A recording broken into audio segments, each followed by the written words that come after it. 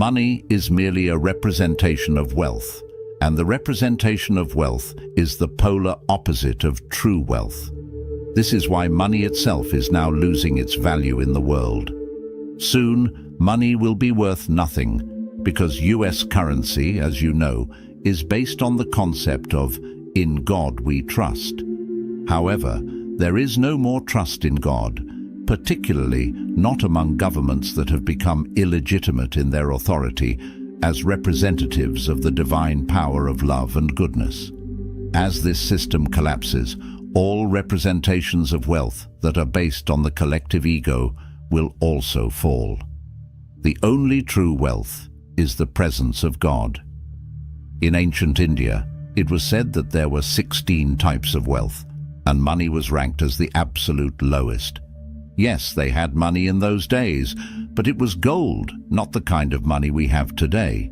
Not even paper money, but electronic digits.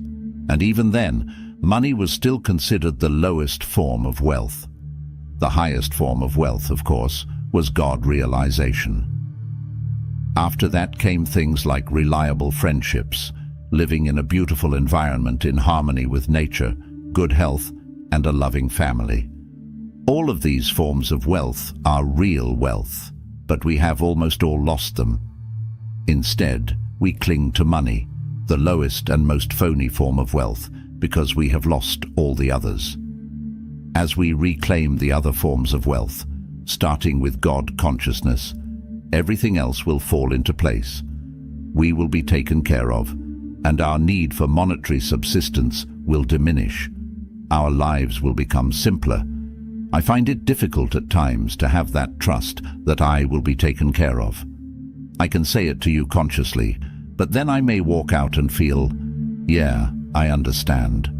So there must be a constant reaffirmation in the mind that true wealth lies only in the presence of God. Money cannot protect you from bad karma, for example, and it cannot keep your body alive. The only thing that keeps us alive, the only thing that fills us with the power to even want to live, is having the presence of God within us. And this is what gives us the courage to face adversity. There are instances of millionaires jumping out of windows and committing suicide when the economy collapses.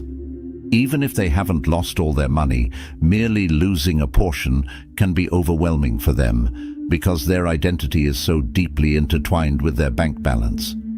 We must never allow our identity to become so entwined with our finances. It's crucial to recognize that even with absolutely nothing, if we have God's love, we can thrive in the world. This is the essence of monasticism in every tradition, taking a vow of poverty. Once we make this vow, renouncing any attachment to money, we are completely taken care of. When we fear something, it finds its way into our lives.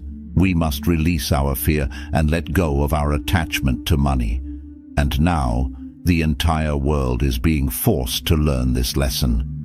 This impending depression is a result of our reliance on false values, which can no longer sustain us. This void creates the potential for change. So, it's God and a spiritual community where divine love and mutual support are the activating principles, not money or competition.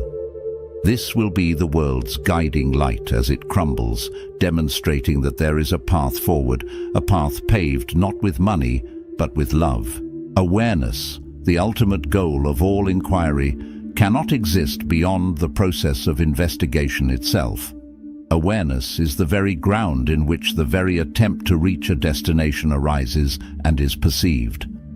There is a common misconception that to attain truth, one must undergo some arduous process, a method, a practice, a journey of self-discovery. We believe that truth lies somewhere beyond our current state, a destination we must reach through rigorous effort. However, awareness, which is synonymous with truth, is already present within us. It is the very context in which our striving, our attempts, and our practices arise and are perceived. This realization is an atomic discovery, a profound understanding that dispels the illusion of separation between us and truth. It is what is known as the power of Maya, the illusion that we are separate from the ultimate reality. We mistakenly believe that we must go somewhere else to find truth because we think it is something external to us. We imagine truth as a distinct realm, a destination we must reach. We might call it Buddha land or heaven, or the Buddha mind, or Christ consciousness. In reality, our minds create these phenomenalizations, just as they do with enlightenment and awakening. We envision a state where we can perform supernatural feats, like turning water into wine. But these are merely stories and images, not actual conditions of existence. The truth is already here. You are already that.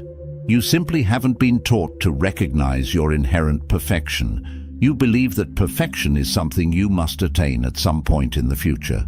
This misconception has given rise to the concept of the spiritual journey, which is the foundation of all religions. But do we really need this journey? For a time, it may seem inevitable. We may believe that we must experience the full range of human existence, the polarity of opposites, in order to reach our true nature. It's as if all sentient beings have been poured into the forest of existence, challenged to navigate its challenges and emerge into a state of enlightenment. Occasionally, a Buddha or a Jesus emerges, having successfully navigated this path. But this notion of a long, arduous journey to reach enlightenment is deeply ingrained in our human mythology.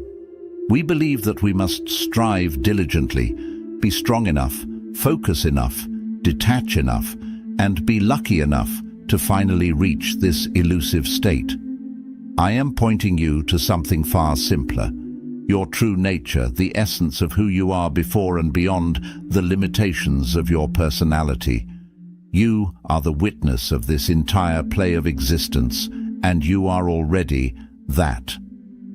I anticipate resistance to this idea because it sounds too simple, perhaps even too good to be true. Some might dismiss it as a modern convenience, a quick fix for those too lazy to put in the work. In the past, people would spend years, even decades, with a spiritual teacher to attain this realization. Now, we demand instant enlightenment, a pill to take over the counter. But true awakening is not about effort or struggle. It is about recognizing that awareness, your true essence, is already present within you. It is the very ground of your being. If you can see that even the routine activities you enjoy are expressions of consciousness, if you can recognize that consciousness is the fundamental player in this cosmic drama, then the illusion of separation dissolves. You realize that you are not the individual struggling to attain enlightenment, but rather the consciousness itself expressing as individuality. This realization is transformative. It is not about achieving personal fulfillment. It is about recognizing the play of existence itself. If you follow what I am pointing to, you will be free today. You will recognize your eternal freedom, your inherent perfection. You are that. I am not asking you to take extensive notes on these concepts. Simply allow yourself to follow your intuition and allow what is being pointed to, not taught, but simply pointed to create a space within you. In this space, some of the noise in your mind will be combed out. Simply by looking, something will begin to comb out some of the noise. The noise of identification, the noise of completely unnecessary concepts, will gradually wash away. What remains when these concepts are washed away? You are like space again, like space moving through space. You don't have to feel spaced out, but that spaced out sensation can also be observed within the context of space. You will realize that you actually have no fixed location because your being is infinite.